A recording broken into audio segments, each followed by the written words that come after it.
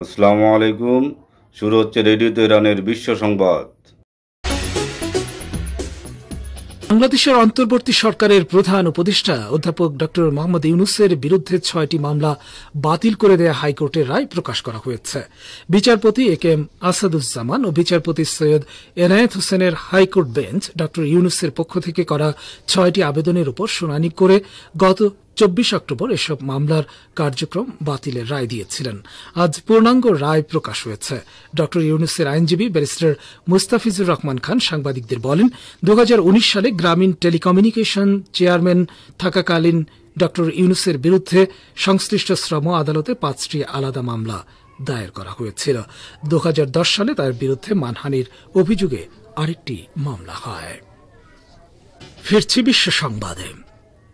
ভারতের বিশিষ্ট শিল্পপতি গৌতম আদানিকে ২,০০০ কোটি টাকা দুর্নীতির দায়ে আজই গ্রেপ্তার করার কথা বলেছেন দেশটির বিরোধী দলীয় নেতা রাহুল গান্ধী। মোদী সরকার আদানিকে অনৈতিক সুবিধা দিচ্ছে বলে অভিযোগ তুলে রাহুলের প্রশ্ন, আদানি মার্কিন ও ভারতীয় দুই দেশের আইন ভাঙার পরও কিভাবে প্রকাশ্যে ঘুরে বেড়াতে পারছেন। মার্কিন আদালত আদানির বিরুদ্ধে নয়া অভিযোগ তুলতেই ফের সরব হয়েছেন রাহুল গান্ধী। তার অভিযোগ, আদানি যে ২,০০০ কোটি টাকার কেলেঙ্কারি করেছেন তাতে কোনো তদন্ত হবে না, গ্রেপ্তারিও হবে না, কারণ প্রধানমন্ত্রী মোদী খোদ আদানির সঙ্গে জড়িত। উল্লেখ্য, গত কয়েক বছর ধরে আদানির বিরুদ্ধে লাগাতার অভিযোগ করে আসছেন রাহুল গান্ধী। কয়লা কেলেঙ্কারি প্রকাশ্যে আসার পর তার বিরুদ্ধে সরব হয়েছিলেন তিনি। হিন্ডেনবার্গ রিপোর্ট প্রকাশ্যে আসার পর পথে নেমে আন্দোলন করেছে কংগ্রেস, যদিও তাতে তেমন কিছু ফল হয়নি। ইসলামী প্রজাতন্ত্র ইরানের প্রেসিডেন্ট মাসুদ পেজেশকিয়ান বলেছেন, প্রতিবেশী কাতারের সাথে বন্ধুত্বপূর্ণ সম্পর্ক বাড়ানোর বিষয়টি তেহরান বিশেষ গুরুত্ব দেয়। গতকাল রাজধানী তেহরানে কাতারের প্রধানমন্ত্রী ও পররাষ্ট্রমন্ত্রী শেখ মোহাম্মদ বিন আব্দুর রহমান আল সানির সঙ্গে বৈঠককালে পেজেশকিয়ান এ মন্তব্য করেন। প্রেসিডেন্ট বলেন, পারস্য উপসাগরীয় দ্বীপ দেশটিতে তার সাম্প্রতিক সফরের সময় দোহার সঙ্গে যেসব চুক্তি ও সমঝোতা হয়েছে সেগুলো বাস্তবায়নে গতি আনবে তেহরান। ইরানের প্রেসিডেন্ট আশা করেন কাতার আরও দৃঢ়তার সাথে চুক্তিগুলো বাস্তবায়ন কাজ করবে। তিনি বলেন, ইসলামী প্রজাতন্ত্র ইরান তার কথায় অটল রয়েছে, চুক্তিকে সম্মান করে এবং সেগুলো বাস্তবায়নের বিষয়ে প্রতিশ্রুতিবদ্ধ। বৈঠকে পেজেশকিয়ান মুসলিম বিশ্বে ঐক্য প্রতিষ্ঠার ক্ষেত্রে নিজের দৃষ্টিভঙ্গিও তুলে ধরেন। বৈঠকে কাতারের পররাষ্ট্রমন্ত্রী ইরানের সাথে সম্পর্ক সম্প্রসারণে তার দেশের আগ্রহের কথা উল্লেখ করে বলেন, দোহা আশা করছে কাতারের আমির আগামী বছরের শুরুতেই ইরান সফর করবেন। তিনি আরো বলেন, কাতারের আমির এবং সরকার দুই দেশের মধ্যে চুক্তির বাস্তবায়ন ত্বরান্বিত করার উপর গুরুত্ব আরোপ করে। শ্রোতা বন্ধুরা, বিশ্ব সংবাদে এই ছিল আমাদের সর্বশেষ আয়োজন। সঙ্গে থাকার জন্য আপনাদের সবাইকে অসংখ্য ধন্যবাদ। শ্রোতা বন্ধুরা, এবার আমন্ত্রণ জানাচ্ছি সংবাদ ভাষ্যের অনুষ্ঠান দৃষ্টিপাতে। চলুন আমাদের সংবাদ ভাষ্যকারের একটি পর্যালোচনা শোনা যাক। আর্টিফিশিয়াল ইন্টেলিজেন্স বা কৃত্রিম বুদ্ধিমত্তা বর্তমানে বিশ্ব সাম্রাজ্যবাদী শক্তির লক্ষ্য বাস্তবায়নে ব্যবহৃত হচ্ছে বলে জানিয়েছেন ইরানের সর্বোচ্চ নেতার রাজনৈতিক ও ধর্মীয় দপ্তরের প্রধান হুজ্জাতুল ইসলাম আলী সাইদি শাহরুদি। তিনি বলেছেন, আমাদের বুঝতে হবে আমরা কোন শত্রুর মুখোমুখি অবস্থান করছি। সম্প্রতি শাহরুদি এক বক্তৃতায় গোটা বিশ্ব এবং পশ্চিম এশিয়ার সর্বশেষ পরিস্থিতি সম্পর্কে গুরুত্বপূর্ণ আলোচনা করেছেন। পাঁচ টুডের রিপোর্ট অনুযায়ী তিনি বিশ্ব পরিস্থিতি সম্পর্কে বলেন, বিশ্বব্যাপী আমরা ভয়াবহ ঘূর্ণিঝড় ও ভূমিকম্প দেখতে পাচ্ছি।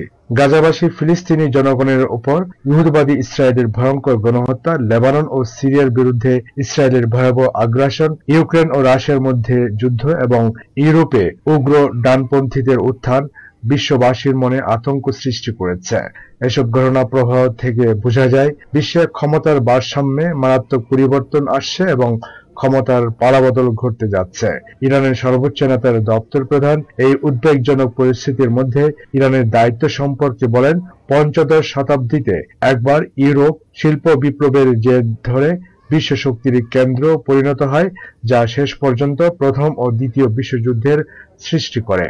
দ্বিতীয় বিশ্বযুদ্ধের মাঝপথে কোনো ধরনের ক্ষয়ক্ষতির শিকার না হয়েই আমেরিকা ওই যুদ্ধে যোগ দেয় এবং জয়ী হয়। ফলে শক্তির কেন্দ্র ইউরোপ থেকে আমেরিকায় স্থানান্তরিত হয়।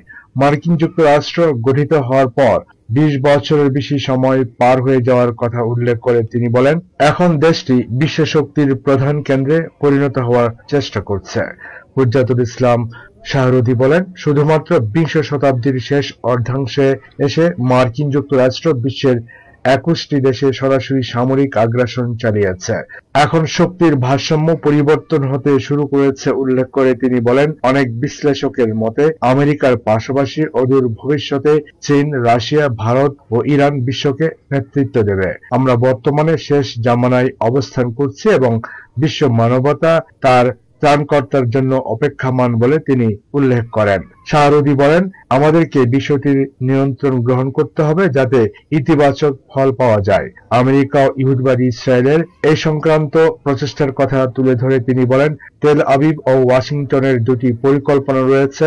তাদের প্রথম পরিকল্পনা হচ্ছে গোটা বিশ্বের উপর আধিপত্য বিস্তার করা এবং দ্বিতীয় পরিকল্পনা হচ্ছে হযরত ঈসা মাসিহ বা তাদের ভাষায় যীশু খ্রিস্টের আবির্ভাবের জন্য অপেক্ষা করা। ইরানের সর্বোচ্চ নেতার এই দপ্তর প্রধান বলেন, পশ্চিমা বিশ্বের এই কাজ মুসলমানদের হযরত ইমাম মাহদীর আবির্ভাবের জন্য অপেক্ষার সমতুল্য। আমরা বিশ্বাস করি বর্তমানের শেষ জামানায় মানব সভ্যতাকে ইমাম মাহদীর আবির্ভাবের জন্য অপেক্ষা করা উচিত। পবিত্র কোরআন ও হাদিসের বর্ণনা অনুযায়ী শেষ জামানায় হযরত ইমাম মাহদীর আবির্ভাব হবে এবং তিনি গোটা বিশ্ব পরিচালনার দায়িত্বভার গ্রহণ করবেন। হক ও বাতিলের মধ্যকার যুদ্ধের বৈশিষ্ট্য সম্পর্কে বলতে গিয়ে হুজ্জাতুল ইসলাম শাহরুদি বলেন, প্রথম বৈশিষ্ট্য হচ্ছে শত্রু শক্তি নিঃশেষ হয়ে আসছে, তবে এর অর্থ এই নয় যে শত্রু পশ্চাৎপসরণ করবে।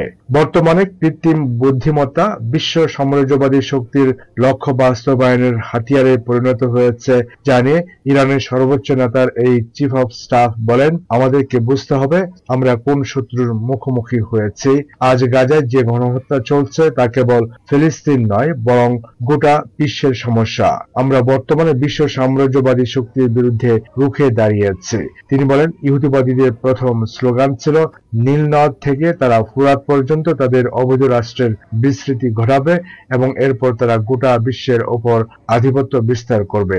কাজে শুধুমাত্র গাজা উপত্যকা নয় বরং ইহুদিবাদী ইসরায়েল গোটা মুসলিম বিশ্ব দখল না করা পর্যন্ত থামবে না। সংক্ষিপ্ত বিশ্ব সংবাদ।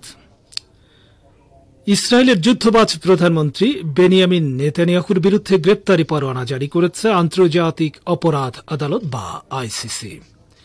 গাজায় যুদ্ধবিরতির প্রস্তাবে ভেটো দিয়ে দখলদার ইসরায়েলকে বর্বরতার লাইসেন্স দিয়েছে আমেরিকা, বলেছে ইসলামী প্রজাতন্ত্র ইরান। তেল আবিবের কেন্দ্রস্থলে হামলা চালাবে হিজবুল্লাহ। দীর্ঘমেয়াদী যুদ্ধের প্রস্তুতির ঘোষণা দিলেন মহাসচিব শেখ নাঈম কাসেম। বাংলাদেশে অবসরপ্রাপ্ত সচিব এম নাসির উদ্দিনকে সিইসি করে প্রজ্ঞাপন জারি করা হয়েছে। নিয়োগ পেয়েছেন আরও 4 কমিশনার। ভারতের শিল্পপতি গৌতম আদানির 2000 কোটি টাকার দুর্নীতি দ্রুত গ্রেপ্তারের দাবি জানিয়েছেন বিরোধী দলীয় নেতা রাহুল গান্ধী। ইউরোপের 3টি দেশ ইসলামী প্রজাতন্ত্র ইরানের বিরুদ্ধে সম্ভাব্য যে প্রস্তাব আনতে যাচ্ছে তার বিরোধিতা করার জন্য আন্তর্জাতিক আণবিক শক্তি সংস্থা বা আইএইএ এর বোর্ড অব গভর্নর্সের প্রতি আহ্বান জানিয়েছে তেহরান। গতকাল ইরানের পররাষ্ট্রমন্ত্রী আব্বাস আরাকচি ব্রাজিল, দক্ষিণ Africa, Bangladesh, Algeria, Burkina Faso, Pakistan এবং ফ্রান্সের পররাষ্ট্রমন্ত্রীদের সাথে ফোনালাপে এই আহ্বান জানান।